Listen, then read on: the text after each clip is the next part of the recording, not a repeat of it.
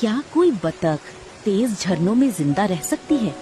मिलिए torrent duck से, Andes की उफनती नदियों की मास्टर। इसका स्ट्रीमलाइन शरीर तेज धाराओं में आसानी से आगे बढ़ता है। इसकी कड़ी पूंछ पतवार की तरह दिशा नियंत्रित करती है।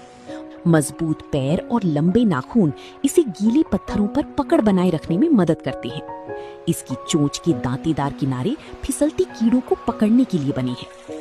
ये उड़ने से ज्यादा तैरती है और खतरे में पानी के अंदर गोता लगाती है। ये जोड़ी साथ रहती है और अपनी नदी की रक्षा करते हैं।